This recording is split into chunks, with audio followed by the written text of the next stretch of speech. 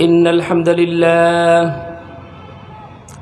نحمده ونستعينه ونستغفره ونؤمن به ونتوكل عليه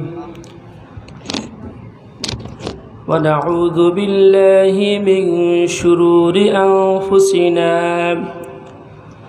ومن سيئات أعمالنا من يهده الله فلا مضل له ومن يضلل فلن تجد له وليا مرشدا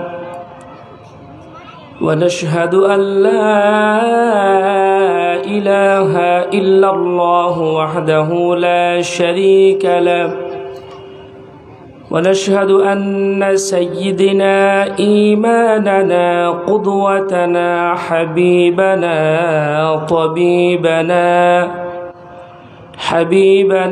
طبيبنا وطبيب أرواحنا محمد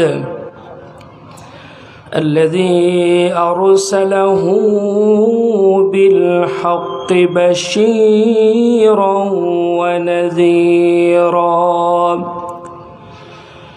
وداعيا إلى الله بإذنه وسراجا منيرا فقد قال الله تعالى في كلامه المجيد والفرقانه الحميد সকলেই জবান খুলে মহব্বতের সাথে পাঠ করুন আউযু বিল্লাহি মিনাশ শাইতানির রাজীম বিসমিল্লাহির রহমানির রহিম اقترب للناس حسابهم وهم في غفلة معرضون وقال تعالى في شان حبيبه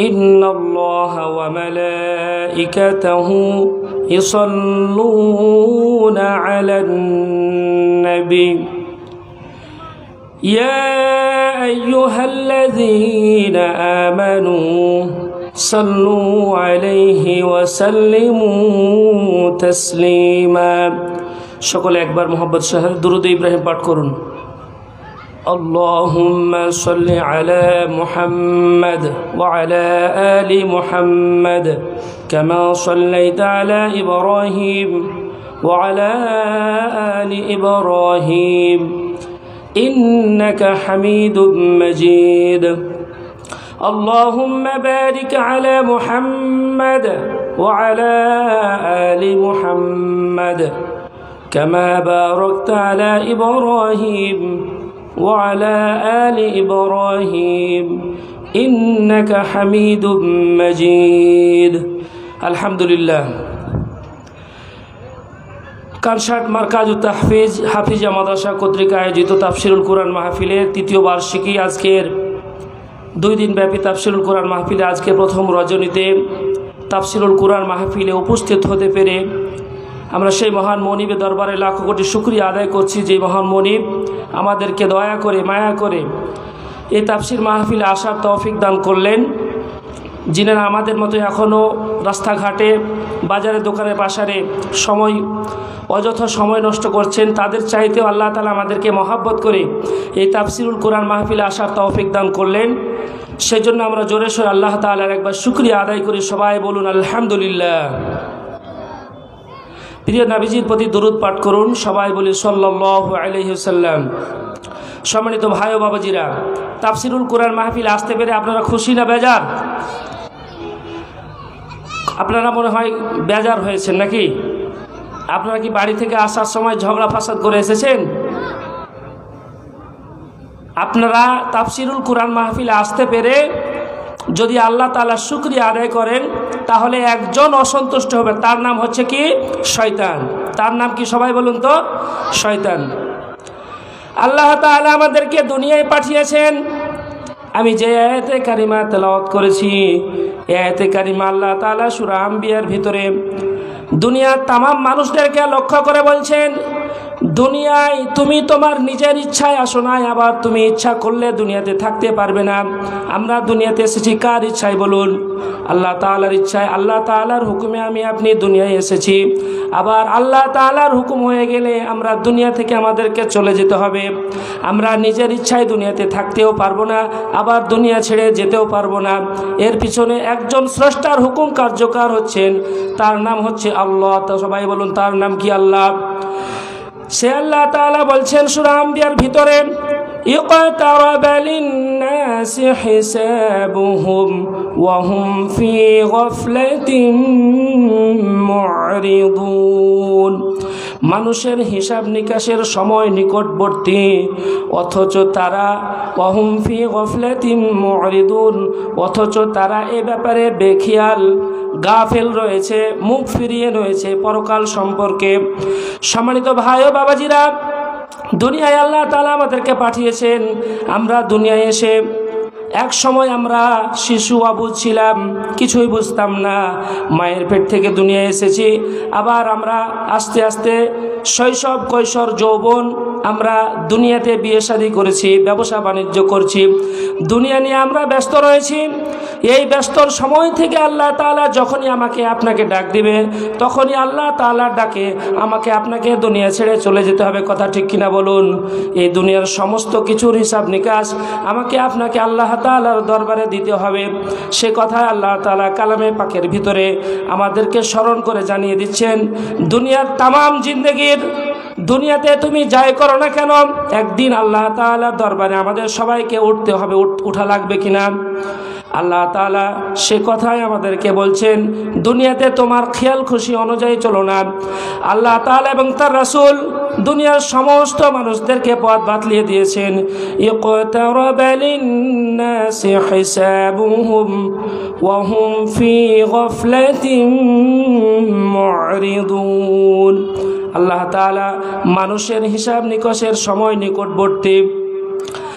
আমরা কিয়ামত, পরকাল যখন আলেম ওলামাদের মুখে শুনি যে কিয়ামত আরো অনেক দূরে রয়েছে, হাজার হাজার বছর পরে কিয়ামত রয়েছে, কিন্তু না, আল্লাহ তাআলা নবী বলেন যখন কোনো মানুষ মৃত্যুবরণ করে তখনই তার কিয়ামত শুরু হয়ে যায়। বলুন সুবহানাল্লাহ।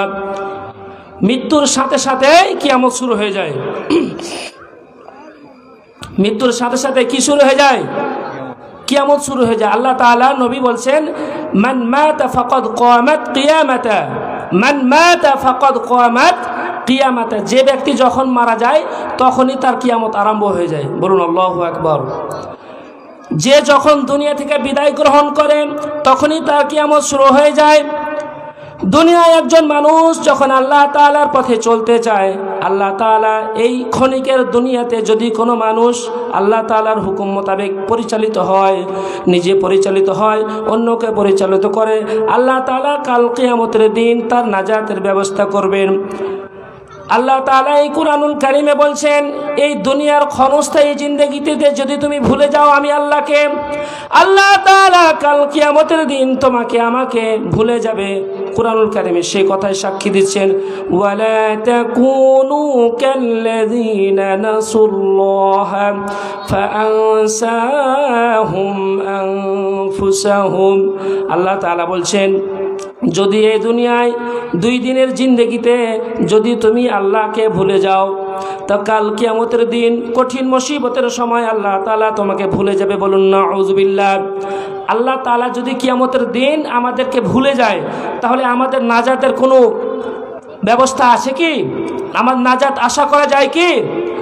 দুনিয়াতে আমি আপনি যত বড়ই বিপদে পড়ি না কেন, যতই বিপদে আমরা পড়ি না কেন, আমরা উদ্ধার হতে পারি, সাহায্য পেতে পারি, সহযোগিতা পেতে পারি।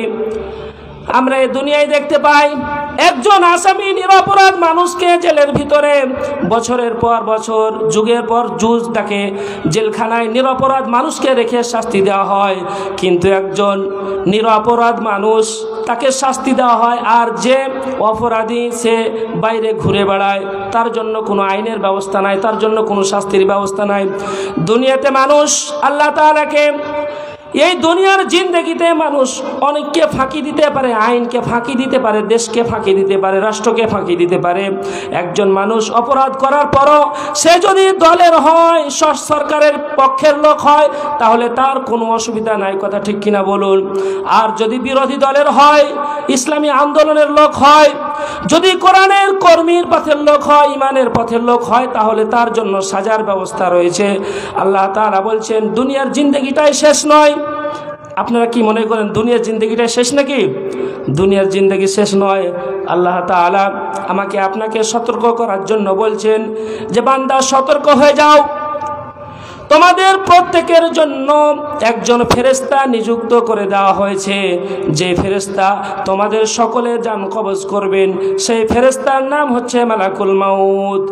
আল্লাহ তাআলা কালামে পাকে ইরশাদ করেন, কুল ইয়াতাওয়াফাকুম মালাকুল মাউতিল্লাযী উকিলা বিকুম সুম্মা ইলা রাব্বিকুম তুরজাউন। আল্লাহ তাআলা বলেন, হে নবী আপনি বলুন, তোমাদের প্রত্যেকের জান কবজ করার দায়িত্বে যে ফেরেশতা নিয়োজিত রয়েছে মালাকুল মাউত, সে মৃত্যুর ফেরেশতা তোমাদের সকলের জান কবজ করবে। অতঃপর তোমাদের সবাইকে আল্লাহ তাআলার দরবারে ফিরে আসতে হবে। দুনিয়াতে যত অপরাধ করো না কেন, তুমি যত বড় দলের লোক হও না কেন, যত বড় দলের নেতা হও না কেন, যত বড় দলের প্রধানমন্ত্রী, তুমি দেশের প্রধানমন্ত্রী হও না কেন, আল্লাহ তাআলা এগুলো কোনো কিছু দাম দেন না, কথা ঠিক কিনা বলুন।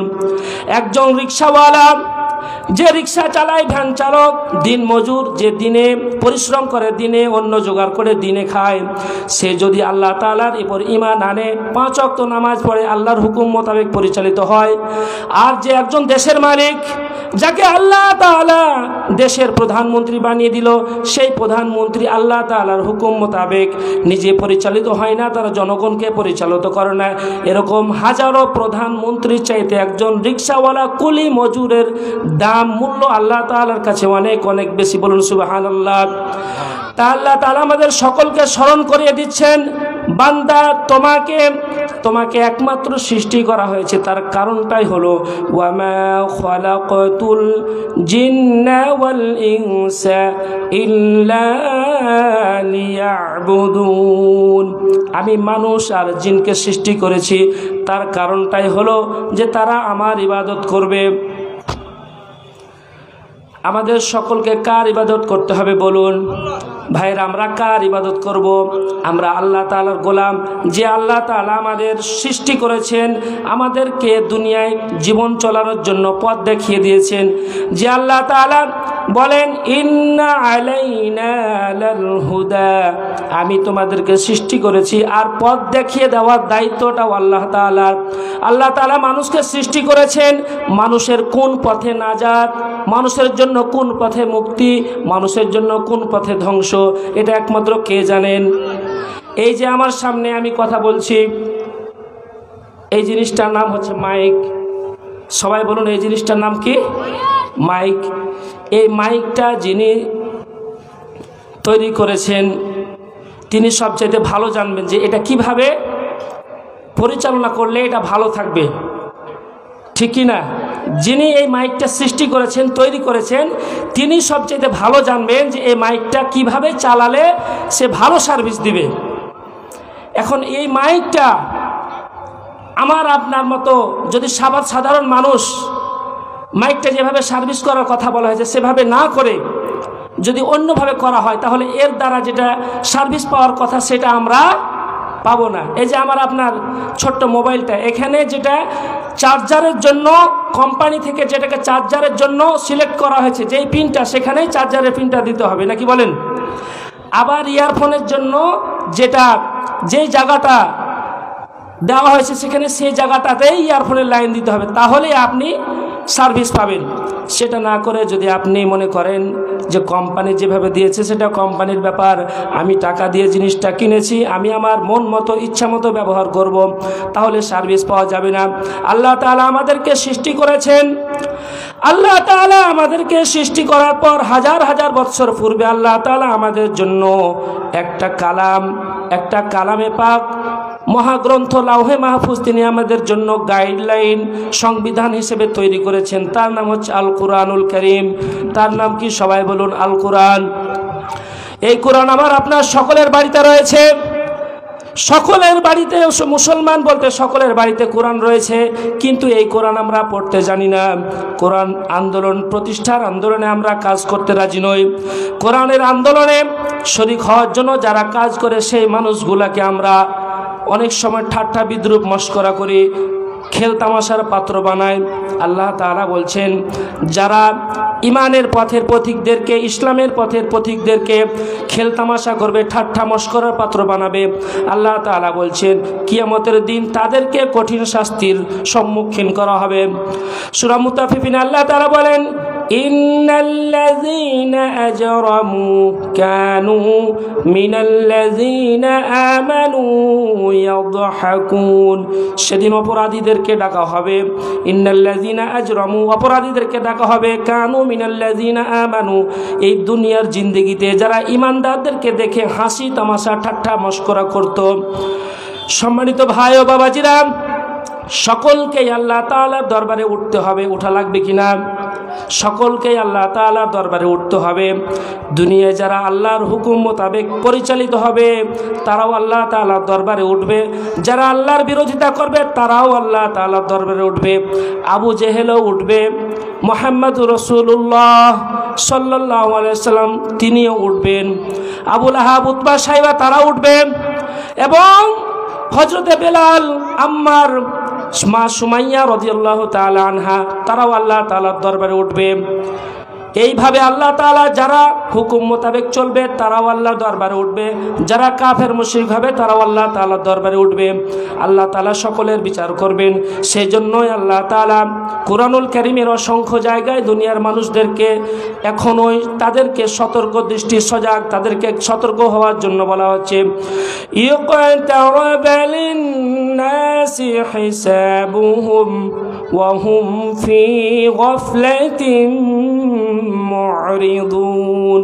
আল্লাহ তাআলা বলছেন, দুনিয়ার মানুষেরা তোমরা সতর্ক হও, তোমাদের হিসাব নিকাশের সময়টা অতি নিকটবর্তী। আল্লাহ তাআলা নবী বলেন, বুইস্তু আনা ওয়াস সাআতু কাহাতাইন। সম্মানিত ভাই ও বাবাজিরা, আমার দিকে খেয়াল করুন। আল্লাহ তাআলা নবী বলছেন, দুইটি আঙ্গুল পাশাপাশি যেমন একেবারে নিকটে কাছাকাছি, আল্লাহ তাআলা নবী বলছেন আমি এবং কিয়ামত একেবারে পাশাপাশি। অর্থাৎ এই নবীর আগমনের পরে আর কোনো উম্মত নাই, আর কোনো জাতি নাই, আর কোনো নবী নাই। এই উম্মত হচ্ছে শেষ উম্মত, শেষ উম্মত। এই উম্মতের পরে হচ্ছে কিয়ামত। এই জন্য আল্লাহ তাআলা নবী বলছেন, বুইস্তু আনা ওয়াস সাআতু কাহাতাইন, আমি এবং কিয়ামত একেবারে পাশাপাশি। আর যে মানুষ যখনই মৃত্যুবরণ করে তখনই তার কিয়ামত আরম্ভ হয়ে যায়। সম্মানিত ভাই বাবাজিরা, আমি খুব অল্প সময়ে আপনাদেরকে বলছি, যখন একজন মানুষ মৃত্যুবরণ করবে দুনিয়াতে, সে যতই খারাপ কাজ করে থাকে তাহলে আল্লাহ তাআলার দরবারে আফসোস করবে, সেই আফসোস তার কোনো কাজে লাগবে না। হাত্তা ইযা জাআ আহাদাহুমুল মাউতু ক্বালা রাব্বিরজিউন, যখনই কারো মৃত্যু উপস্থিত হয়ে যাবে, মালাকুল মাউত আজরাইল উপস্থিত হয়ে যাবে।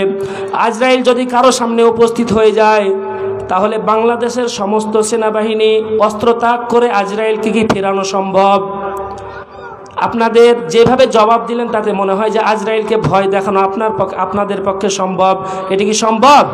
শুধু বাংলাদেশ নয়, সারা পৃথিবীর সমস্ত সেনাবাহিনীকে অস্ত্র হাতে দিয়ে যদি বলা হয় এই জায়গাতে যাতে আজরাইল প্রবেশ করতে না পারে, তো আল্লাহ তাআলা কালামে পাকে ইরশাদ করেছেন, আইনামা তাকুনু ইদরিকুমুল মাউত ওয়ালাউ কুনতুম ফি বুরুজিম মুশাইয়াদা। বান্দা তুমি যেখানেই থাকো না কেন, সুদৃঢ় দীর্ঘের ভিতরে, লোহার শিকলের ভিতরে যদি তুমি থাকো, তাহলে তোমাকে সেখানে গ্রেপ্তার করার জন্য আমার ফেরেশতা, নিযুক্ত ফেরেশতা আজরাইল সেখানে হাজির হয়ে যাবে। তা আজরাইলের থাবা থেকে বাঁচা যাবে না।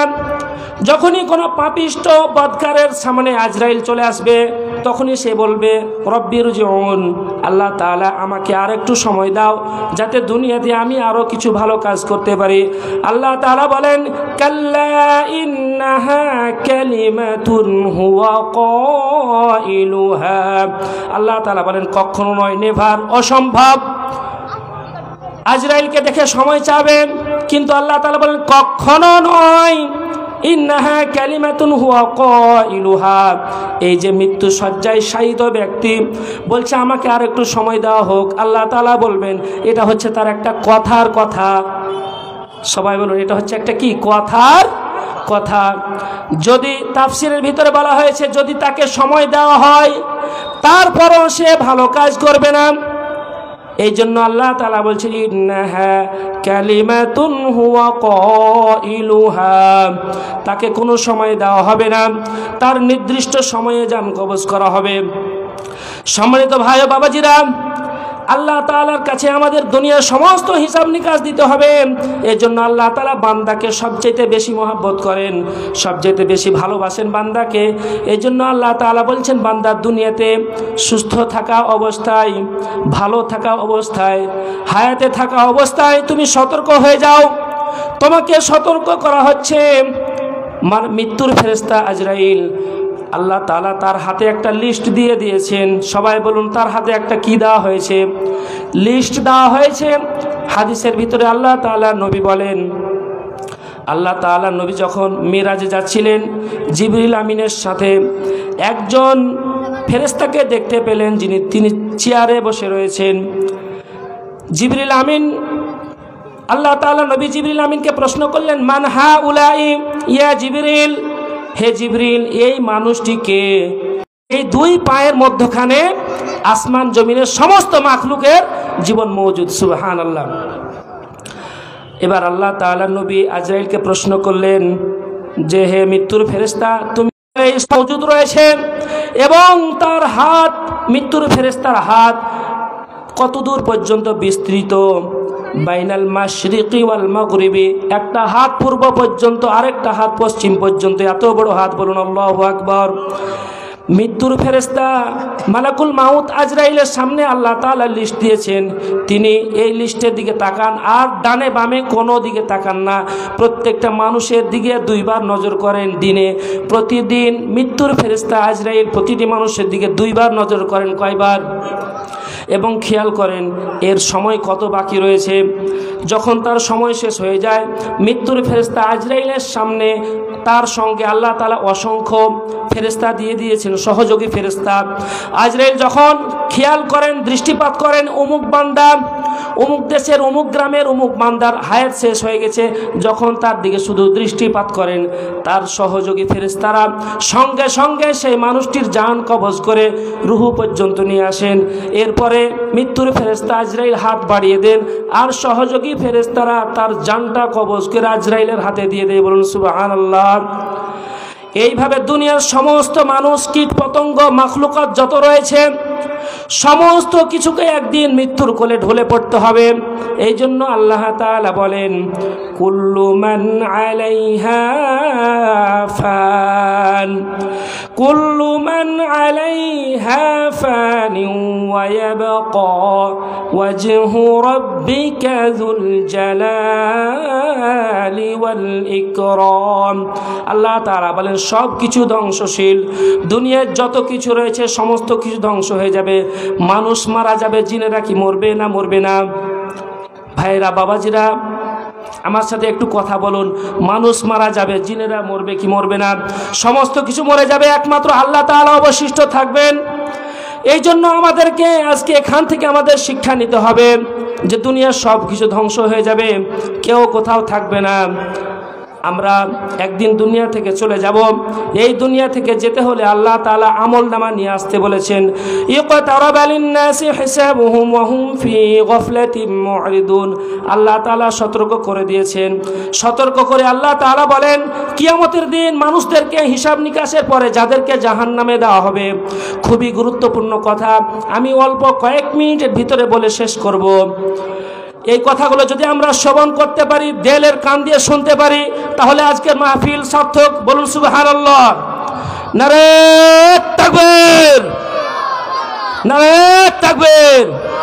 সম্মানিত ভাই বাবাজিরা, আমি শেষ করতে চাই, তবে কুরআনুল কারীম থেকে মূল কথাটি বলতে চাই যে যাদেরকে কিয়ামতের দিন হিসাব নিকাশের পরে আল্লাহ তাআলা জাহান্নামের ফয়সালা হয়ে যাবে, জাহান্নামীরা আল্লাহ তাআলার কাছে, জাহান্নামের প্রহরী ফেরেশতা মালিকের কাছে আর্তনাদ করবে, ওয়ানাদাউ ইয়া মালিকু লিয়াকদি আলাইনা রাব্বুক। জাহান্নামের ফেরেশতাকে ডেকে বলবে যে, ও ফেরেশতা জাহান্নামের প্রহরী, তুমি আল্লাহর কাছে একটু ফরিয়াদ করো, আমাদের শাস্তি একটু কমিয়ে দাও। এখানে বলা হয়েছে তারা যে আর্তনাদ করবে, তাদের আর্তনাদের জবাব দেওয়া হবে না। তাফসিরে মালিফুল কোরআনে বলা হয়েছে 40 বছর পরে জবাব দিবে আল্লাহর পক্ষ থেকে। আবার তাফসিরে জালালাইনে বলা হয়েছে 1000 বছর পরে জাহান্নামীদের আর্তনাদের জবাব দেওয়া হবে। সেটা কি আল্লাহ তাআলা বলেন, ক্বালা খসাউ ফিহা ওয়ালা তুকাল্লিমুন। আল্লাহ তাআলা বলবেন জাহান্নামীদেরকে, জাহান্নামীরা আমার সাথে কথা বলতে এসেছিল, তোমরা ধিক্কৃত অবস্থায়, লাঞ্ছিত অবস্থায় জাহান্নামের গর্তে পড়ে থাকো। বলুন নাউযুবিল্লাহ। জাহান্নামীরা আর্তনাদ করবে, চিৎকার করবে, ইউরিদুনা আন ইয়াখরুজু মিনান নার ওয়া মা হুম বিখারিজিনা মিনহা। জাহান্নাম থেকে বের হওয়ার জন্য আর্তনাদ করবে। আল্লাহ তাআলা বলবেন জাহান্নামীরা ক্বালা খসাউ ফিহা ওয়ালা তুকাল্লিমুন, আমার সাথে কথা বলতে এসো না। আল্লাহ যদি বলেন যে আমার সাথে কথা বলতে এসো না, তাহলে আর কি কোনো উপায় আছে আমাদের? আর কোনো উপায় নেই। সুতরাং এই দুনিয়াতে আমরা যতদিন বেঁচে আছি, হায়াতে আছি, এই আল্লাহ তাআলার পথে, ইমানের পথে যাতে চলতে পারি এবং ইমানের মৃত্যু আমাদের নসিব হয়, সেই তৌফিক আল্লাহ তাআলা যাতে আমাদের সকলকে দান করেন, এই বলে আমি আমার সংক্ষিপ্ত কথা শেষ করছি। আসসালামু আলাইকুম ওয়া রাহমাতুল্লাহি ওয়া বারাকাতুহু।